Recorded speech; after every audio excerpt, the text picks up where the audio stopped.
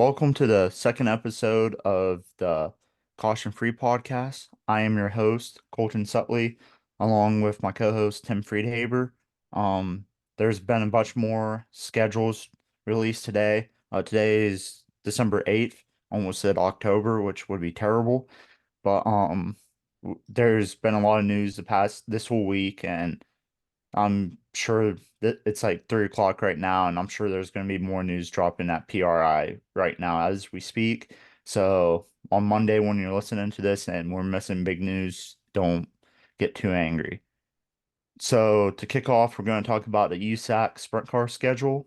We're just going to run through all the schedules pretty quick. We won't deep dive into it like we did with the Outlaw sprint cars or high limit. Um, so USAC sprint car schedule, 55 races, um, PA Ohio races. Some of them are they have a big USAC sprint cars have a big Eastern Storm week. It's June 11th to 16th this year, or next year. I mean, it's at Grandview Speedway, Bridgeport Motorsports Park, which is actually in New Jersey, Big Diamond Speedway, Williams Grove Speedway, Port Royal Speedway, Action Track USA. They all pay 6K to win. And then Ohio, they're at lost where I'm at.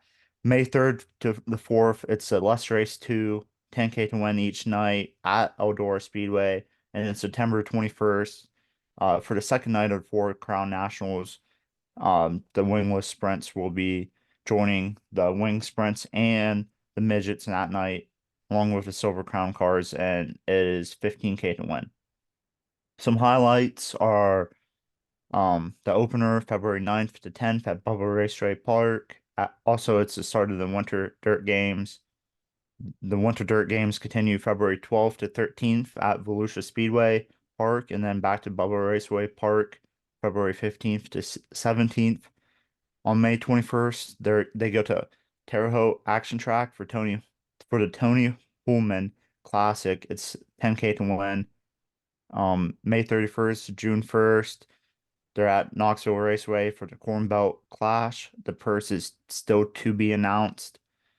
July 25th to August 3rd is Indiana Sprint Week. So, every single track is really good.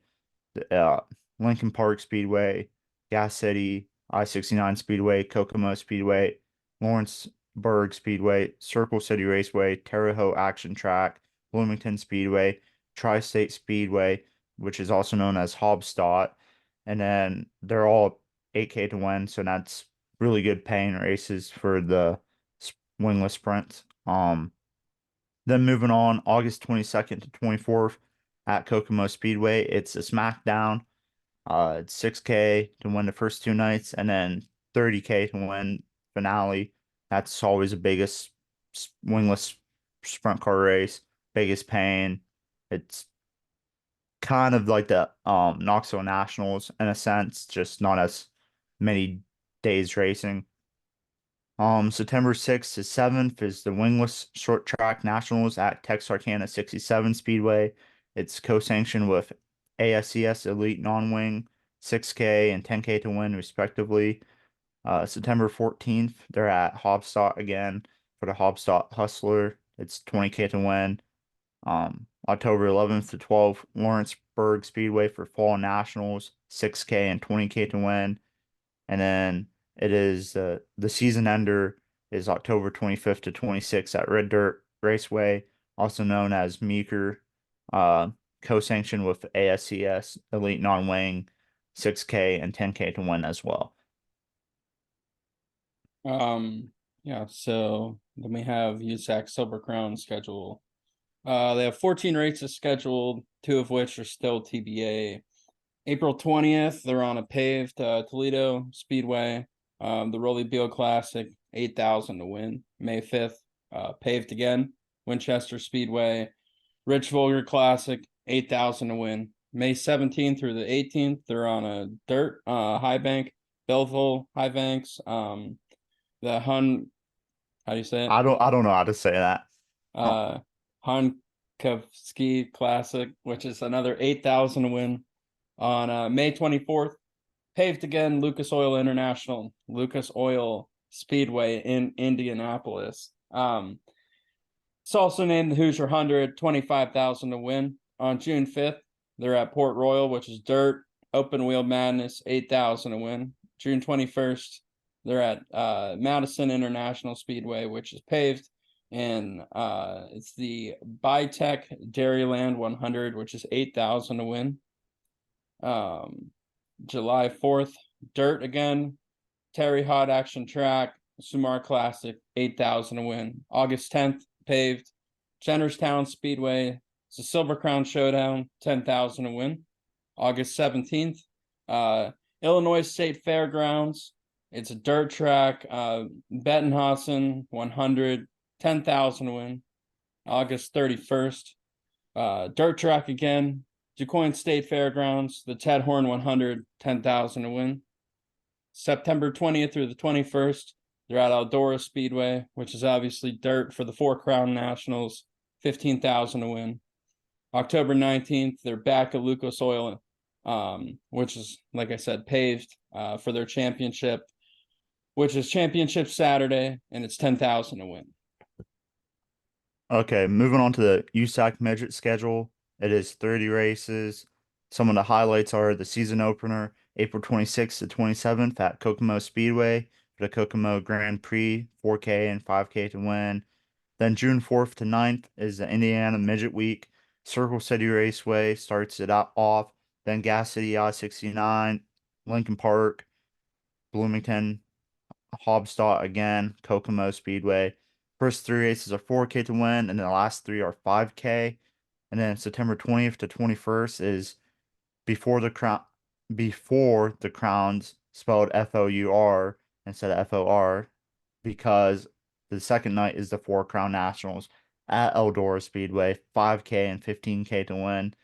15K to win for a midget race is crazy, especially when the Chili Bowl is like the biggest race, and it pays 20,000 to win this coming year. And then November 15th to 16th, they're at Placerville Speedway for the Hangtown 100, 5K to win, and to be announced to win for the second night. The season ender is November 30th at Ventura Raceway for Turkey Night Grand Prix, 15K to win. And then the BC 39, which is in honor of Brian Clausen every year. The three dates for it is to be announced. It is going to be at the dirt track at Indianapolis Motor Speedway. 5K to win the first two nights, and then for the third night finale, it is $20,039 to win. Let's go. You want to talk about a few different tracks, maybe on these schedules since we ran right through them real quick. You know, I like Yeah, go ahead. The Indiana tracks are just I I need to go to some Indiana tracks because the racing they are known to put on for any type of sprint car or midget is phenomenal, especially Kokomo Speedway and the Terre Haute Action Track and Hopstop. Um, there there's just so many good events on these schedules. Um, it'd be awesome to be able to go to the Four Crown Nationals at Eldora.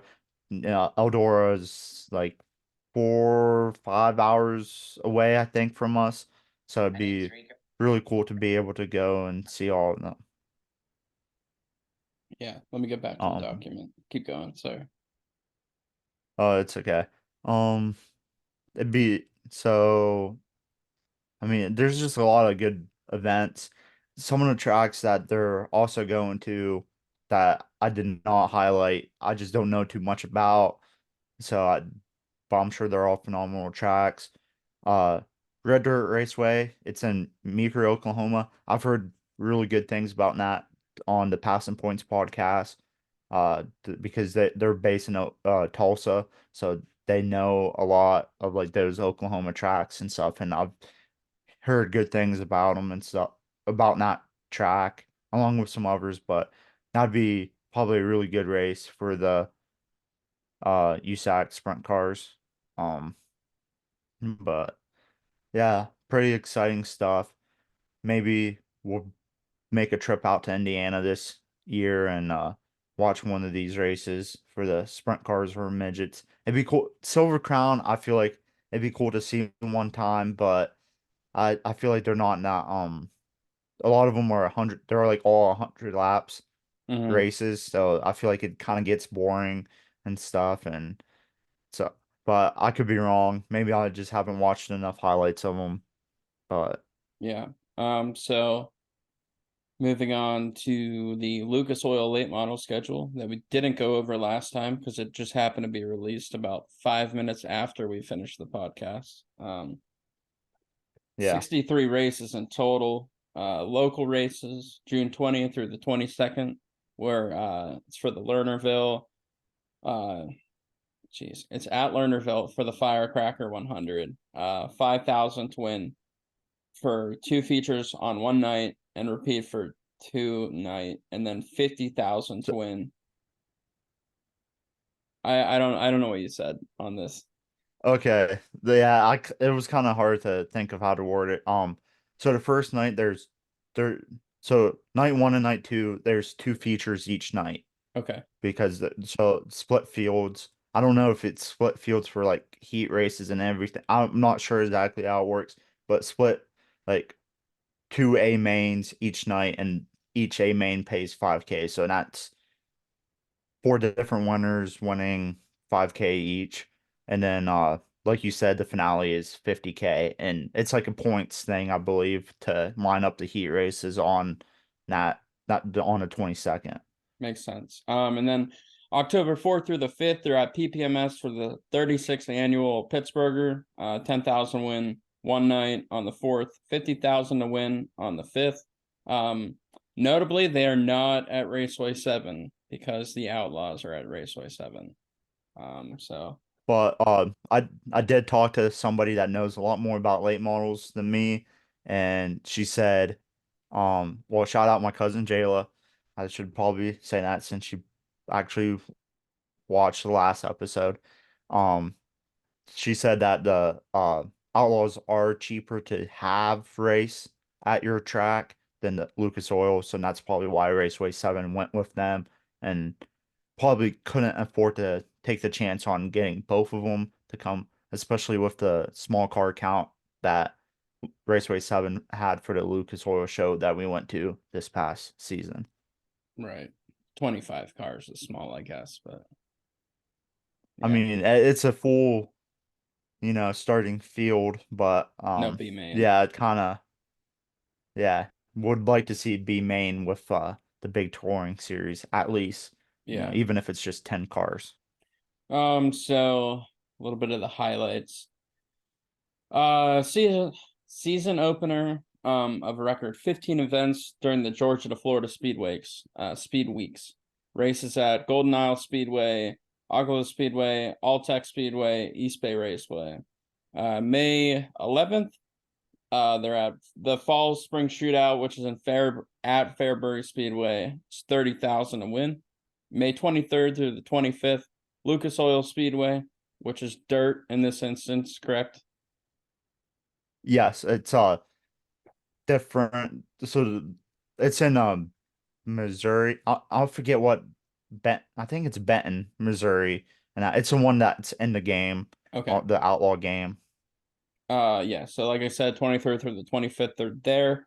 The 25th is the 30-second Show Me 100 for 50,000 to win. June 14th through the 15th are at Smoky Mountain Speedway for Mountain Moonshine Classic, 50,000 to win on the second night. July 18th through the 20th are at Housat's for the Silver Dollar Nationals, 53,000 to win finale. August 8th through the 10th, they're at Florence Speedway for the 42nd annual North and South 100, which is a 75,000 to win on the finale night. August 16th through the 17th, they're at Batesville Motor Speedway for the 32nd annual Topless 100, which is 50,000 to win. September 1st, they're at Tyler County for the 56th annual Hillbilly 100 for 30,000 to win. And then the season ender is October 18th through the 19th at Eldora for the 44th annual Dirt Track World Championship, which is 100,000 to win on the 19th. And then their championship format, it was announced yesterday that it's changing. So this past year they had like the playoff system, kind of like NASCAR, and then the last race, it's the top four teams race for the championship.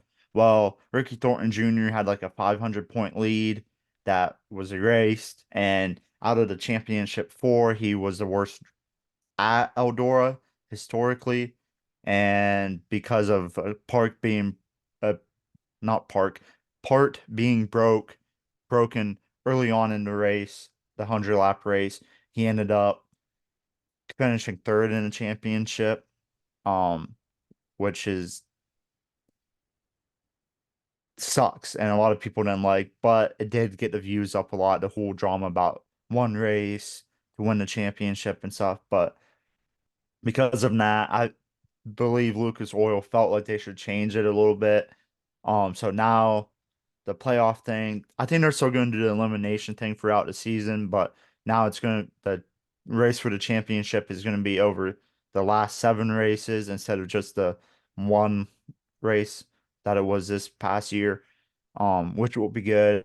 A lot of the tracks are different than each other, so I'll highlight different drivers will have their strengths and weaknesses tested at all seven races, which will be good instead of just having like 500 points. So I'm guessing they start out like go back to like 0 points each, or hypothetically, and then they get points throughout the seven races to see who's the champion.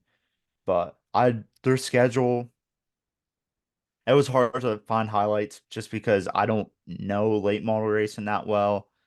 So I'll probably miss like a really big race, but it was so hard too because a lot of the races are really well paying, a lot of 50,000 or more to win races, a lot of like 20,000 to win or more races. Um, it, a lot of good tracks on there. Some tracks I've never heard of, but maybe this year I'll actually watch late model racing some. I We'll doubt see it. about that. Yeah, if there's no sprint car racing, or if there's only like like one sprint car race on, maybe I'll throw it on. I mean, we'll see. But and then moving on to the ASCS schedule, um, the highlights, the season opener January 26th to 27th at Paw Speedway. It's a non-points race. I've heard good things about this track. It's out in Arizona. Um, I haven't really seen a race on there like on flow or anything. Just they always start real late with being out in Arizona, and uh, I feel I'm like an old man. I go to bed early, so and then April 5th to 6th, they're at Texas Motor Speedway, which is a tune-up. It's like the week before the High Limit Series goes to Texas Motor Speedway. And then May 10th are at Tulsa Speedway, May 11th at the Salina High Banks. I believe it is the big half mile, not the 4 mile track that's on the inside of the half mile. May 24th at Lakeside Speedway, which seems like it puts on a really good show. June 13th at Creek County Speedway, June 15th at Lawton Speedway, August 1st through 3rd at Knoxville Raceway for the 360 Knoxville Nationals. It's 20K to win finale. That precedes the normal Knoxville Nationals. Um, then September 12th to 14th at Lucas Oil Speedway for the Hockett McMillan Memorial. That's also in conjunction with I believe it's Power Eye War wingless sprint cars. I believe is a series that runs the wingless portion of it. September 27th to 28th, they're at Riverside International Speedway, which it was just announced yesterday, added to the schedule. For the World Short Track Challenge, it's a ASCS versus USCS race, or races, I should say. 10K to win, 1K to start. That's very cool to see two 360 series, kind of co-sanction a versus thing, which I believe can work in the super late model world and the 410 sprint cars. But I mean, everybody wants their money, so probably will never happen. And then another race preceding the high limit at Texas Motor Speedway. They have the October 4th and 5th weekend, which is because they don't run a lot of races on Texas Motor Speedway. So to kind of get the track ran in a little bit the week before the big series comes is a good idea. And then the season ender, November 1st and 2nd at Texarkana 67 Speedway for the short track nationals. Um, so obviously their ASCS is a national tour.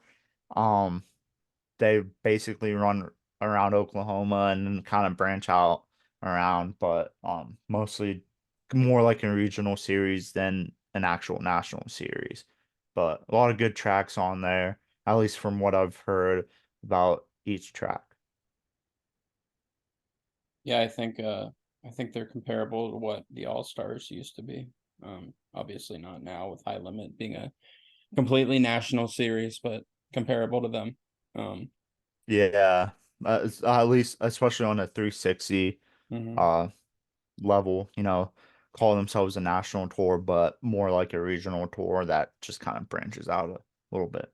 Yeah. So then the next series, next schedule, is the Hunt the Front Super Dirt Series. 25 races.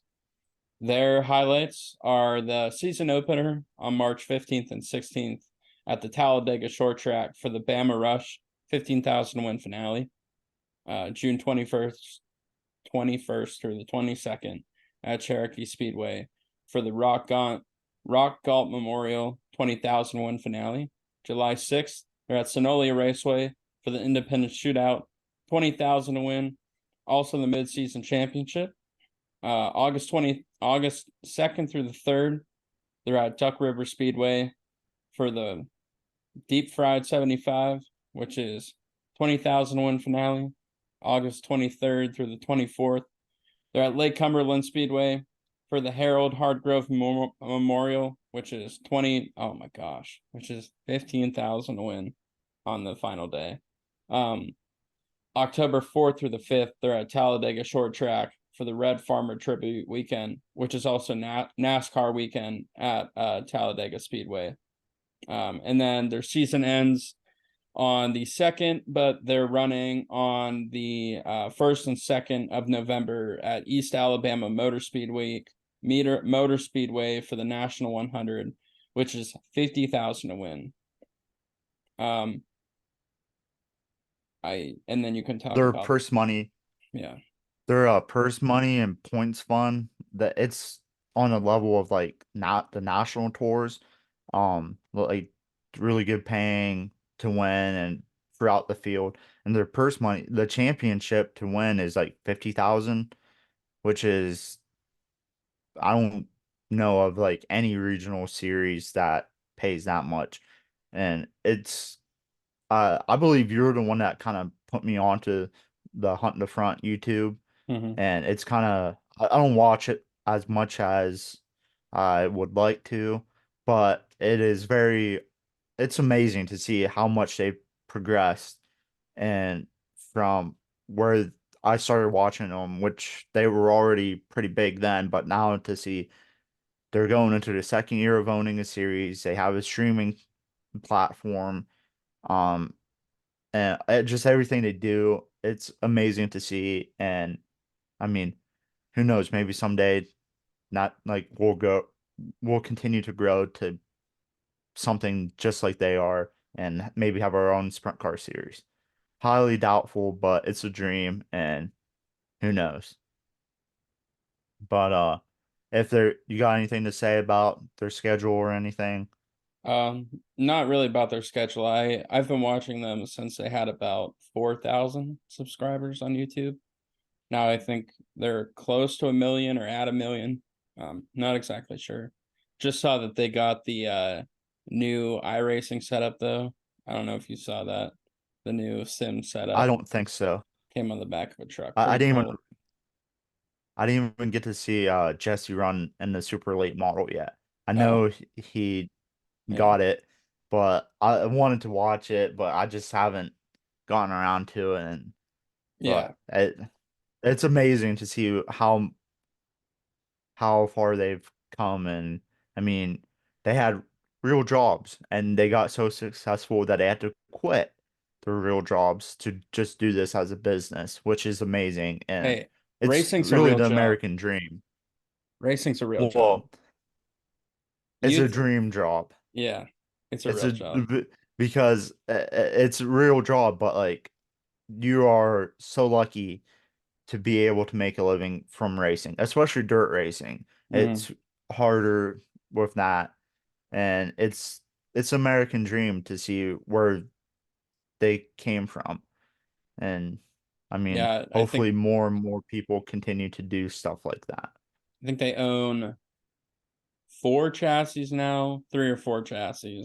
Chassis I alone are think it's four. expensive, and then they own what two super late engines, and then I think a 604 crate and a I think they 602. own two 604s. Okay, I think they own two 604s because Jesse and Joseph both ran the crate races at the National 100 yeah. uh because they do the big crate race as well that weekend, and they both ran it. And then like they got two supers because Joseph and Jesse both raced them that like a couple weeks ago or something. But Mm-hmm. it's amazing to see. Um, So moving on, or yeah. you No, can go ahead. talk about Go ahead. this I'll do if you the want. next one. Go ahead. Okay. So the ULMS schedule release, that's a series kind of around Pennsylvania, West Virginia, New York area for the super late models. For those that don't know, um, they have 20 races, and 12 of them are in what is considered by some to be Western PA. Um, I I found a map of what's considered Western PA like a couple years ago to see like what tracks are in Western PA. So some of these people might say, "Oh, it's in Central PA," but according to the map that I found and research I've done, they're in counties that are Western PA. But PPMS has a couple dates. Lernerville has a few. Speedway has a few. Bradford Speedway has a few. Oh, Erie Speedway has one. Hummingbird Speedway has a couple. Bedford Speedway, I think, has like a couple or something. But like in all, there's like 12 races total out of all um like one, two, three, four, five, six, seven tracks, and it's a 20 race schedule. So I mean, if you have a super late model in Western PA area, this is a great opportunity to follow a tour and make money. I mean, they have a race in like New York and like one or two like out near like Williams Grove and stuff, and a couple and like a few in West Virginia. But to be able to have 12 races like within 3 hours of you, and then the other races are maybe five, depending on where you live, it might be like 6 hours away. Or but like all of these series races so close, it is a great opportunity to run for points and make money, like good money racing the series. So it'll be interesting to see who all signs up on that. I don't know. I can't think of too many local guys off the top of my head that ran it. I actually don't know too many late model drivers at all, to be truthful. Or at least around here. But I know like Tyler Emery and Ryan Montgomery, they both ran it this past season. But I do not. I've heard rumors that both of them might not be running ULMS this year, but who knows with the schedule, they might decide to race it. Yeah. Um, I don't have too much to say about ULMS. Yeah, I don't know The few much either. races I've seen, they've been decent. They tend to be a little top heavy. But Yeah, other than that, the car counts aren't always great. But it's to be expected with other races around us running 20,000 to win, and they're running what, 6,000, 5,000 around there. Yeah, and a lot of guys, it's hard for them to run series like a regional. It's a very regional series, and I mean, a lot of guys just like to run like one or two tracks like weekly, like Yeah. but But yeah, so Lernerville released their schedule this week too. They have 25 races. Pretty good amount of highlights this year though. Season opener on April 19th. May 31st is the Western PA Sprint Week. And that runs the 29th through the 2nd, with Lernerville's date being on the 31st. Then June 20th through the 22nd, like I said, is the Lucas Oil Firecracker 100. July 23rd, like we talked about last week, is the High Limit Don Moore Memorial Silver Cup. I don't think we mentioned that it was the Silver Cup though, or that we were unsure whether it yeah, was the Silver Cup. it wasn't announced till later on that it was in fact confirmed to be the Silver Cup. Right. And then August 16th is championship night, track championship night, not any series, just track. August 24th is a sprint car spectacular. And then September 13th through the 14th is the big high limit weekend, the Commonwealth Clash, huge payout, probably going to bring in a huge amount of drivers. And then October 10th through the 12th is a Steel City Stampede. One night of qualifying, one night of heat races, and the final, or yeah, or no, Yeah. one night of So practice, or one night of heat this races and and then qualifying, one night of yeah. finals, and about 14 different cars, different car. Yeah, I think it's like 10. I don't know, dude. It's like 10. It could be 10. It could be 14. It's a lot of cars, but they moved the program along very well. At least they did that. At least they did this past year. They also before the season opener, they're making up the features they did not run this year. Um, Okay. yeah, their schedule is like they're pretty much their normal schedule. Um, I left off a couple like like the ULMS has a couple like memorial races at Lernerville that I left off. And actually their season finale is the Stampede. Um, the Topless Sprint Car race. Spectacular. What? I said the ULMS finale at Lernerville is their topless race, isn't it? No, not usually. They ran it because it was Because it got rained out, canceled right? earlier in the season, so they decided to run it then. But as I was saying, the Sprint Car Spectacular is the Rush 602 crate wingless sprint cars and the 305, the Allegheny Sprint Tour 305 sprint cars, and then the 410 wing sprint cars. Um, hope it'd be cool if they could get like a wingless series and like the boss series to come in. I think it last year it was a fast series sanctioned race, but I'm not sure how this year it is going to be. But yeah, there's a couple BRP modified tour races at Lernerville this year, but didn't want to list the whole schedule. Um, and then, like you said, Western PA Sprint Speed Week is Wednesday, May 29th to Sunday, June 2nd. It is starts off at Mercer Raceway, then PPMS, then Lernerville, Sharon, and the finales at Tri-City. The minimum to win is going to be 3,500, which is $500 more than the minimum was last year.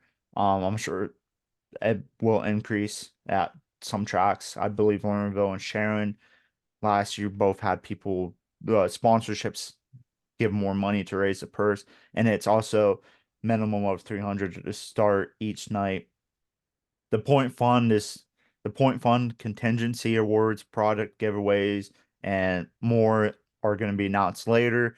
The point fund is usually very well for especially our area, and then the contingency awards there's a lot of them, very it's they do a very good job at giving back throughout the whole field, and that's like the whole reason why he brought it back, and to have a good points or not good points, good pay throughout the whole field because he wants to have like local guys come out and race it and not just, like somebody like I know the past 3 years they've had a lot of a few Central PA guys come and they besides the past 2 years, the first year they just they swept the whole week. So it's good to see that pay is good throughout the field.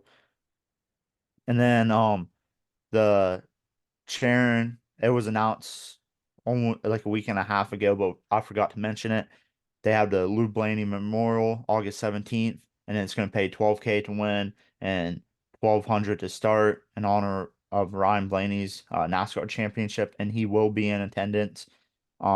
It's non-sanctioned this year. It was all-star sanctioned pretty much every year it's been around, and it's amazing to see that big of a high-paying race in Western PA area, and because I think the most highest paying non-sanctioned sprint car race ever been in Western PA has been like 7,000 to win, Mhm. maybe.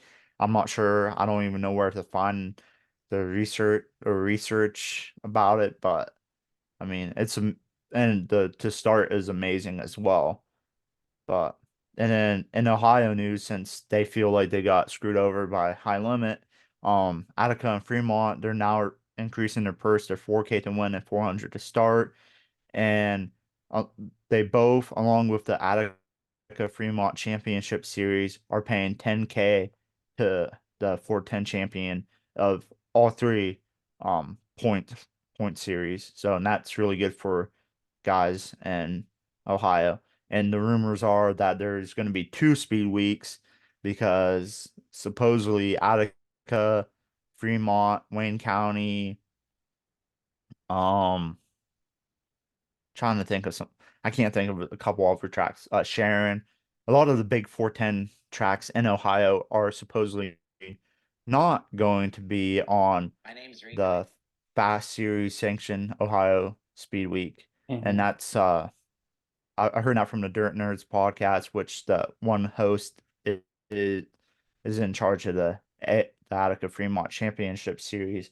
So that's it's going to be weird having two Ohio Sprint Speed weeks, but we'll see how that goes. But if you want to Um, hit on any of those, yeah, no,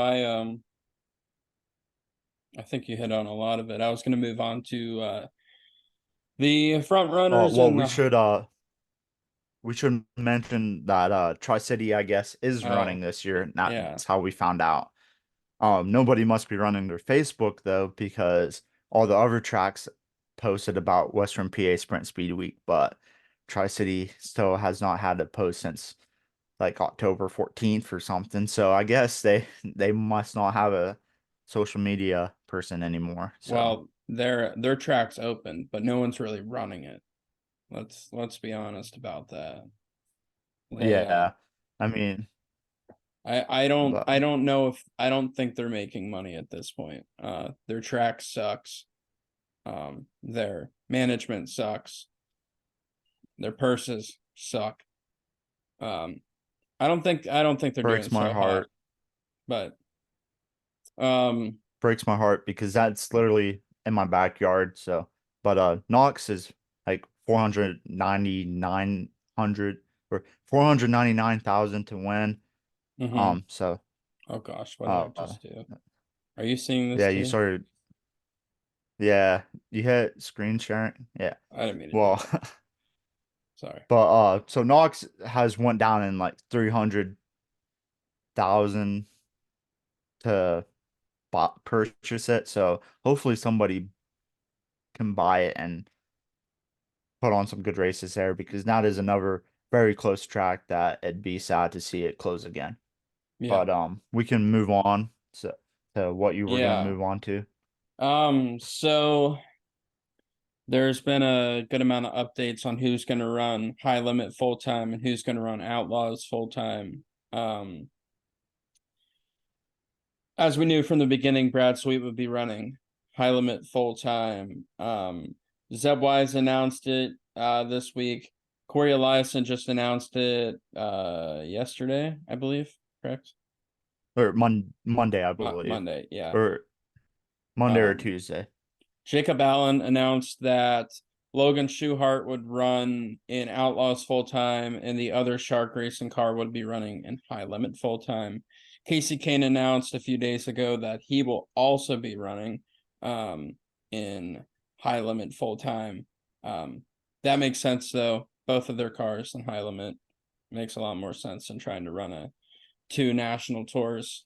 Brenham Crouch, he's going to run it full time. Justin Peck announced that he's also running full time. And then what I believe is most notably that Rico Abreu announced that he'll be running high limit full time. And I think that really puts a lot of really good drivers in the top. But I believe that Brad and Rico will probably be the two competing for a championship this year. As Lee Corso says, not so fast, my friend, because Corey Day announced yesterday he was running the midweek series only in the Clausen Marshall racing car with Driven to Save Lives sponsorship in the 14 BC. Well, then it gets even better.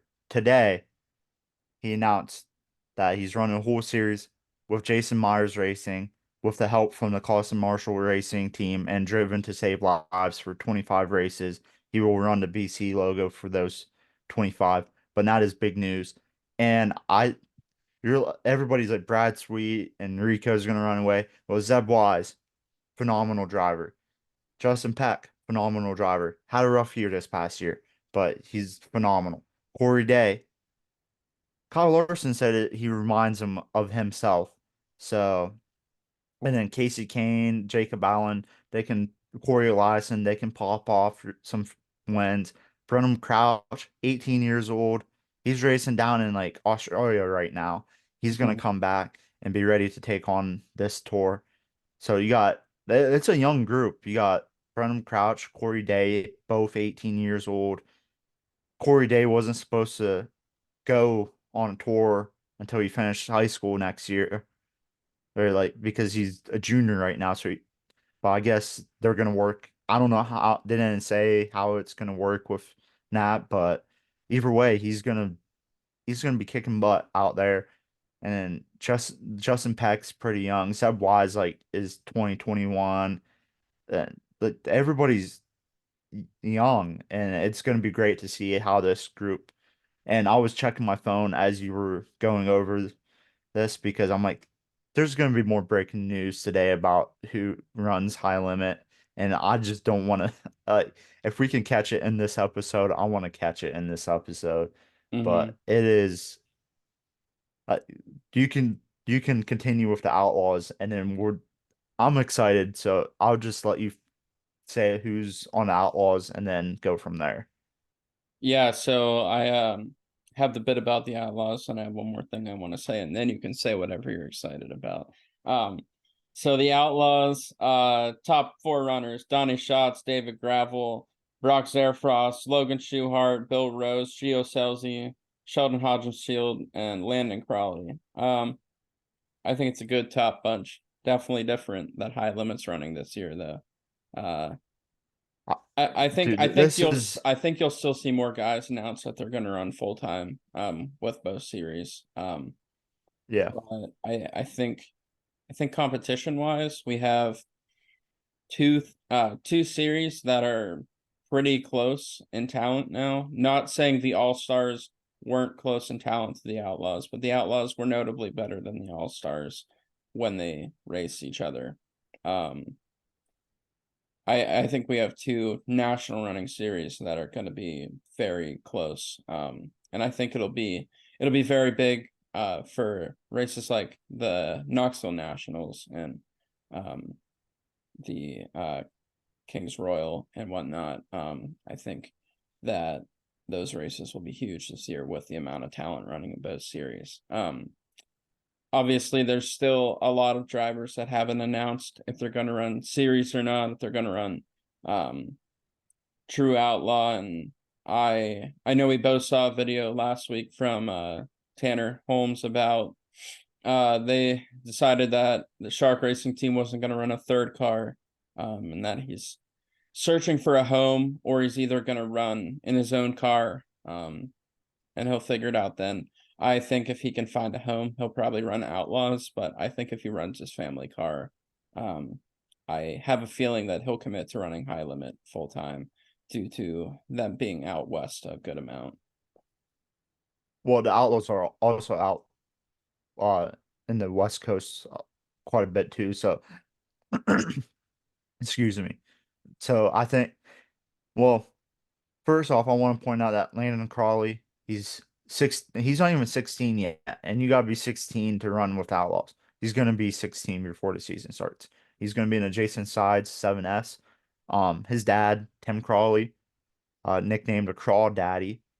He's really good. He was really great in the 360 ranks, and it was a little surprising from what I've heard that Landon Crawley is moving to the Outlaws, but I think it'll be hard at first, but I feel like he'll end up picking up steam as the season goes on. But I love both groups. I mean, I want to say Carson Macedo hasn't announced what he's racing with the Jason Johnson 41 car yet, but I would not be surprised if he comes back to the Outlaws. But I mean, just looking at, you got so many of the top drivers just throughout both series. I mean, when you think about some like the top driver, if I could name four of the top drivers right now, David Gravel, Carson Macedo, Brad Sweet, Rico. Not counting Kyle Larson because he doesn't run a sprint car full time. But David Gravel and Carson Macedo are probably both outlaws. And then you got Brad Sweet and Rico going high limit. And there's like other guys like Brent Marks and um like Logan Schuhart and different guys, Brian Brown, but just like going through both of them, for like both of the series have like the top real like the top level guys, and then you got like the second tier, third, like they have each series has like the tiers of how drivers all the way down, and it's really good to see. I think I saw there's like now it's a total of 17 cars throughout both fields, which is really good because a lot of people thought it was gonna kind of water down the talent in Mm-hmm. both series, but it seems like it's gonna be working really well. Tyler Courtney hasn't announced yet, but I wouldn't be surprised if he goes high limit racing. Um, Brent Marks hasn't announced yet. Excuse me. I'm trying to think. Oh, Garrett Williamson, the team he's rumored to be going to. They're looking for a crew chief driver. Ryan Timms posted something, and I guess I've been hearing that he hasn't committed yet to the Keith Kuntz midget ride, like I believed I had heard, or maybe it was so long ago that nobody else remembers. I'm not sure, but he's looking for a crew chief or car chief slash driver uh, for the truck and stuff. It was announced. Anthony Macri, you don't know what he's going to do yet. Brian Brown probably would be running Knoxville, but who knows? Maybe one of the series will entice it. But I yeah, if Ryan Timms goes on a national series, I more than likely see him running Outlaw, and not High Limit. uh, I don't know. I could see him running the high limit, so he could still hit the outlaw races and That's run a true. midget some. It's going to be interesting. I see him more likely doing the high limit midweek stuff and running the midget full time and then hitting some outlaw races. A thing I thought about or Tanner Holmes I saw a small clip on Twitter today from Speed Sport that he said he's going to run like 60 to 70 races is what he's planning. So I don't know how many races he can race in like California, Oregon, Washington. So and while he did say he wanted to travel more, a little bit more than he has in the past, but I think the high limit or World Racing Group with the Outlaws would be smart to help him get sponsorship to Hmm. run full time on their tour because of his social media following. I mean, he's everywhere. Like everybody knows about him, and if you don't, you're living under a rock probably. And it you got to get this kid on on your tour. If I own one of these, if I was Brad Sweet or Kyle or Flo, or if I was World Racing Group with Brian Carter, I would I would be going to every sponsor I could and be like, get this sponsor this kid, get him on our tour. He's gonna blow you up with business. He's gonna make us bigger than what we are. Well, maybe not bigger than what we are, but it will help us continue. And World Racing Group is looking at this as a battle, as a war against them. So it helped them in the war they think they are in. And then High Limit, it helped them continue to grow. You need a big draw because people are going to think Larson's going to be at every race, which he's not, which people should know that. But you got Brad Sweet, Enrico, and Corey Day. Well, I wouldn't even say Corey Day is a big draw yet, but you got two superstars, and then you got other stars. So getting Yeah. Tanner Holmes, who might not be the superstar driver yet, but not following, is so big that he brings more to you. Well, that's like what I said about Rico joining High Limit, though. I think if Rico would have joined Outlaw, would have been just as big. But I think with the following he has on social media already and how many people go to races just to watch him race specifically is huge. Yeah. Yeah, and I it would have been big if he went to the Outlaws, like he said, but he just it's different because High Limit is like brand new. It's like a baby and it It's needs to grow ran, and Rico just made it like grow like 2 years yeah, worth in baby form or whatever. Bad analogy, but you get the point. It's bigger that he would go to High Limit than it would have been if he went to the Outlaws or the True Outlaw schedule yeah. or Um, pick and choose. well, it's also High Limit is ran by his friends too. It's more of an Yeah. incentive to race against your friends and not just race against like, of course, in Outlaw he races Well, against some of he's his friends with like friends. gravel and stuff, Yeah, but but but yeah, Gravel's not running the series like Kyle and Brad are, yeah. and I think that's a big reason why. I'm sure there was some other incentive on why they wanted Rico to run too. Well, High Limit is there's like kind of talk about how they're gonna have like a charter system. Kind of, I don't know how it would work, but NASCAR has a charter system. I don't know if it would be the same, but they're also gonna do like revenue sharing, which is big because you don't see that too much. You don't see that in dirt track racing. You get points, fund money, tow money. World Racing Group does like the bonuses and stuff, and you get the money to from the actual race that you race. And so not Rico said that's a big thing. He likes that vision that they have that they've been talking about that it won't be in place this year, but down the road they plan on having it become a thing.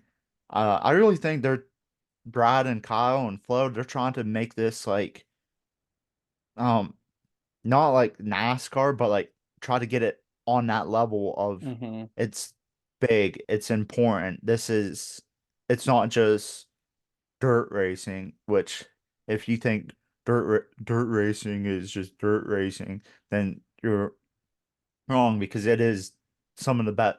I believe it's the best racing there is. I mean, I like hover racing as well, but dirt racing is just special.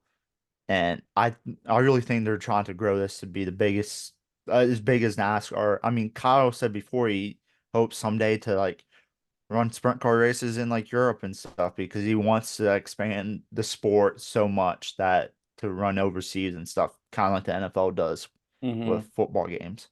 Except it's a lot easier to get 200 guys to Europe than it is to get 50 cars to Europe. A lot more Yeah, expensive I to ship mean, 50 cars. I mean, Rico sent a car down to Australia for when he Mm-hmm. goes down there, but a lot of the guys that go from the U.S. down there, they did teams down there have them run their cars and stuff Yeah, a lot of times, or they might put like Brad Sweet. I think they put the 49 Napa wrap on a yeah, car, so it looks like the KKR car, but it's somebody else's car and stuff. yeah. Um, so I think we should leave the last segment for another episode because we're almost at an hour. Yeah, yeah, and Um, that's what I was thinking as well. but in the next episode, our main topic will be going over the top, I'm going to say top dirt tracks in the United States. Uh, In our yeah, opinion, the top, and there's probably some we don't know much about that should be on our list, but we'll try our best to, and we'll probably, I don't, we agreed on 10 at first, but I'm like, dude, there's so many tracks I want to put on this, but I can't break it down to 10. So yeah, we'll probably have like 85 honorable mentions. So yeah. And then obviously there's going to be more drivers releasing more information in the weeks to come. yeah, I personally predict that we will hear something from Tanner Holmes either this week or next week, as to what is to come. yeah, I think there's too many good teams that either could run a different car or have openings, that we'll see something happen. Um, but yeah. yeah. And then the Rush Sprints series, they've released a couple races.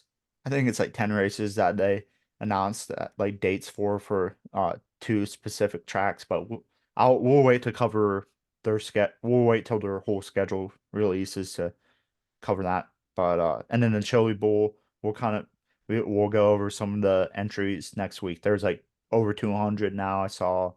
Um maybe we'll talk a little bit about the dome race in St. Louis as well, because I think the first night will at least be have been raced when we record next time. Hmm. But that's John. And then there's something off air that I want to tell you that I've been meaning I found out Monday, so I want to tell you that, and then we'll wait till it's been made public for me or for us to discuss it. But it's exciting news. I'll tell you that Cool. much. Yeah. So, But yeah, if you have any suggestions on content you want to see, content you want us to talk about, you can let us know on our social medias, which are Instagram, Twitter, Facebook, maybe. Um, no, oh, not yet, at least. okay. And Just then we also have a Twitter website and with different links to it. we do. So I thought you told me we We had a have a website. website, or I no, we I have a link. I made a link tree, Okay, well that's basically a website. so it's not. Yeah, but yeah, Yeah, and but so as we grow, hopefully we can get merch or something or actually create a website to share thoughts and whatnot. But yeah, for now, just follow, like, share, subscribe. That's all comment. I got. Comment. Uh, hey, continue to give no flags. No, this is a no flags given podcast, and everybody should give no flags. That's it for this week. So like Tim said, uh, well, not like Tim said, but I'm gonna say get to a dirt track this year, get to a race, period. Go out there, support local racers and national racers, and just enjoy life and racing.